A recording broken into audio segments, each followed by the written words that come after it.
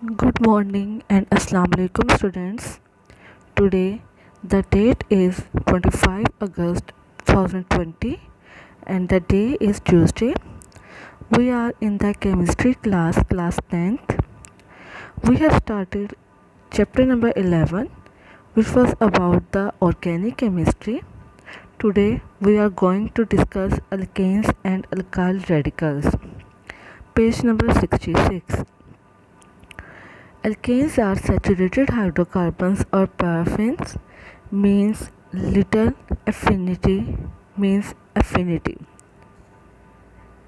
Their general formula is CnH2n plus 2 highlight करें where n is the number of carbon atom.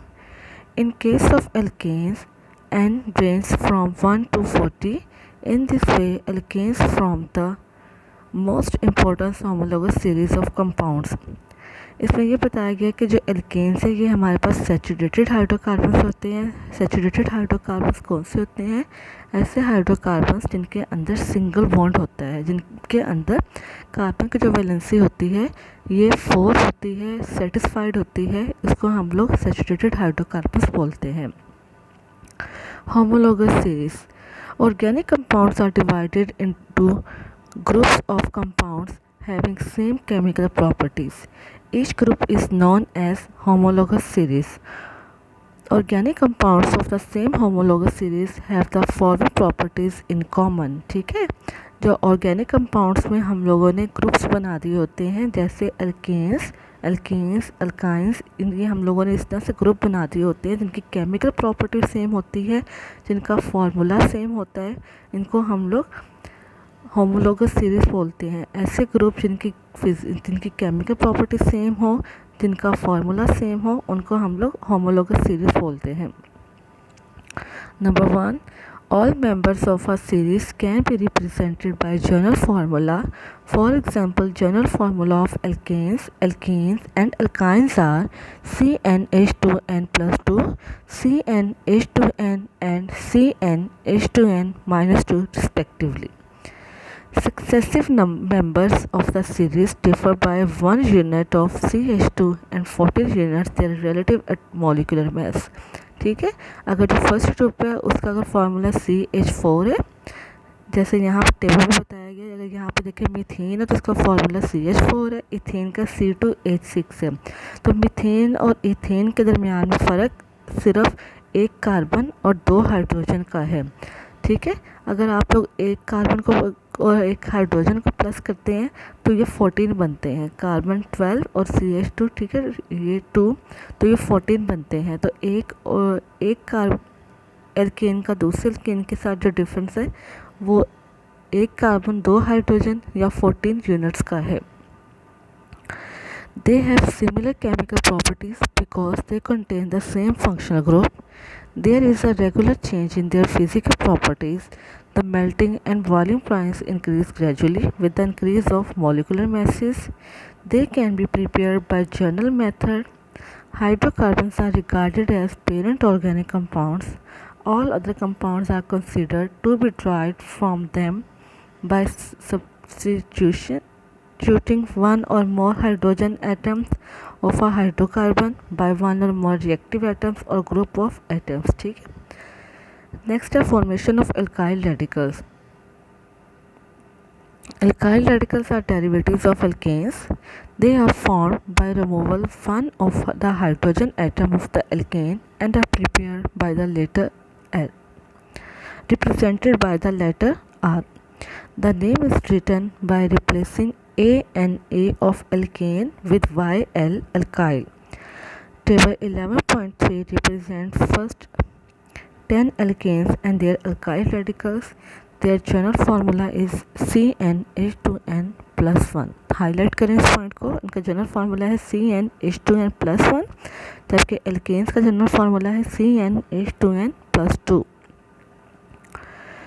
यहाँ पे ये देखिए आपके पास जो पहला अगर हम लोग एग्जांपल लेते हैं मीथेन की, इसमें CH4, ठीक है, लेकिन अगर आप इसमें से एक हाइड्रोजन को रिमूव कर देते हैं तो वो मिथाइल बन जाता है। और साथ में आपने बॉन्ड लगाना ताकि कोई भी दूसरा इसके साथ आके अटैच कर सके और इसकी वैलेंसी को सेटिस्फाइड कर सके। सिमिलरली इथेन है, C2H6 है, अगर आप इसमें से एक हाइड्रोजन रिमूव करते हैं तो ये C2H5 इथाइल बन जाएगा। इसी तरह propyl, butyl, pentyl and so on. It is better to explain the type of the radical of propane and butane. Propane has a straight chain structure. When terminal hydrogen is removed, it is called N-propyl. ठीक है, terminal means sides. When hydrogen from carbon atom is removed, it is called isopropyl as explained below. CH3, CH2, CH3, removal of terminal hydrogen and removal of central hydrogen. यहाँ पे दो case propane के हमारे पास आ जाते हैं, या तो आप साइड्स के हाइड्रोजन को रिमूव कर सकें या आप सेंटर के कोई भी हाइड्रोजन को रिमूव कर सकें, तो ये हमारे पास अल्काइल की फॉर्म आ जाएगी। जैसे N propyl means straight chain है और आइसोप्रोपाइल मीन्स कि हम लोगों ने ब्रांच में से इसका हाइड्रोजन रिमूव किया है। Similarly different structure of butyl radicals are explain. Butane है, removal of terminal hydrogen n butyl बन जाएगा, removal of central hydrogen isobutyl या सेकेंडरी ब्यूटाइल बन जाएगा, क्योंकि हम लोगों ने सेकेंड कार्बन में से इसको रिमूव किया है तो ये सेकेंडरी ब्यूटाइल बन जाएगा। नेक्स्ट हमारे पास आ जाएगा आइसोब्यूटेन है। आइसोब्यूटेन ब्रांच हाइड्रोजन है, रिमूवल ऑफ टर्मिनल हाइड्रोजन, ठीक है, आइसोब्यूटाइल। और अगर removal of central hydrogen it is tertiary butyl. Secondary butyl ऐसे ब्यूटाइल जिसके डायरेक्ट दो कार्बन अटैच होते हैं उसको सेकेंडरी ब्यूटाइल बोलते हैं, और ऐसा कार्बन जिसके साथ डायरेक्ट तीन कार्बन अटैच हो उसको हम लोग टर्शियरी ब्यूटाइल का नाम देते हैं।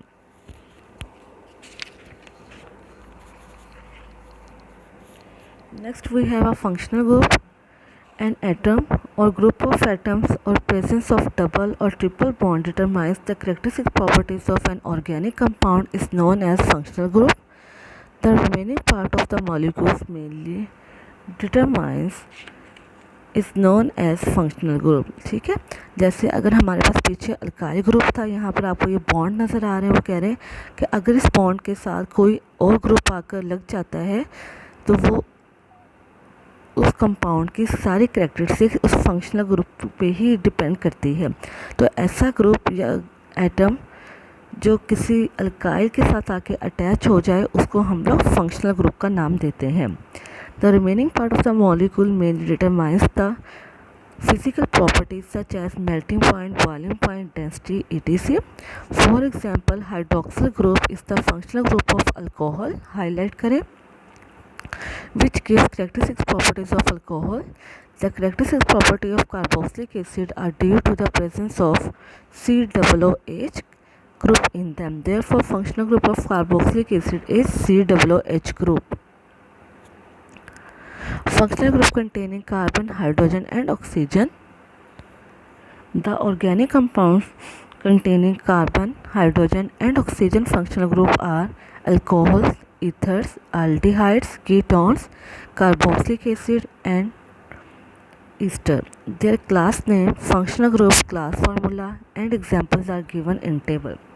अल्कोहल है, ठीक है, फंक्शनल ग्रुप इसका OH है, अगर ये किसी भी अल्काइल के साथ आके लग जाता है तो ये methyl alcohol, ethyl alcohol and N propyl alcohol. Similarly, ether linkage is COC, it is called as ether linkage. ROR dash, where R and R dash are alkyl groups. R एक को रिप्रेजेंट करेगा and R dash represents an other, may be different or the same, ठीक है, R and R dash may be different, same or different, such as dimethyl ether, diethyl ether या ethyl methyl ether. वो same भी हो सकता है, अगर same होंगे तो डाई का वर्ड यूज़ करेंगे, और अगर डिफरेंट होंगे तो अल्फ़ाबेटिकली जो फर्स्ट वर्ड आएगा उसको पहले लिखेंगे, जो सेकंड वर्ड है उसको बाद में लिखेंगे, ठीक है। जैसे इथाइल मिथाइल, ई पहले आता है और एम बाद में आता है अल्फ़ाबेट में, तो इसको हम लोग ऑर्डरली लिखेंगे। एल्डिहाइड ग्रुप है, फिर उसके बाद आपके पास कीटोनिक ग्रुप आ जाते हैं, ठीक है, कार्बोक्सिलिक ग्रुप आ जाते हैं। ये सारे आपके ऊपर फिर ईस्टर लिंकेज आ जाती है। ये सारे आप लोगों ने इसको अच्छी तरह से पढ़ लेने हैं। इंटरेस्टिंग इन्फॉर्मेशन है, perfumes often contain rose oil which consists of distinct smell giving organic compound geraniol. Geraniol consists of two functional groups, carbon-carbon double bond and the hydroxyl group. A sniffing dog can recognize the characteristic smell of human sweat. Each person's sweat contains a unique blend of carboxylic acid, ठीक है, जिसकी वजह से जो आपके जो हमारे dogs हैं ये इजीली इनको स्निफ कर सकते हैं, इनको पहचान सकते हैं just because of their smell. There are the some functional group and summarise characteristic यहाँ पर इसको बताया गया, alcohol, primary alcohol, tertiary, secondary, ये सारा यहाँ पे इसको एक इसकी समरी बताई गई है। Functional group containing carbon, hydrogen and nitrogen है, ठीक है, and functional group containing carbon, hydrogen and halogen. और नेक्स्ट हमारे पास पेज नंबर 77 पे आ जाते हैं डबल एंड ट्रिपल बॉन्ड्स हैं, ठीक है। These are all the functional group that are attached with the alkyl group and give it the characteristic property. It was our overall today's lecture. If you find any difficulty in understanding, highlight the point and can ask. Thank you.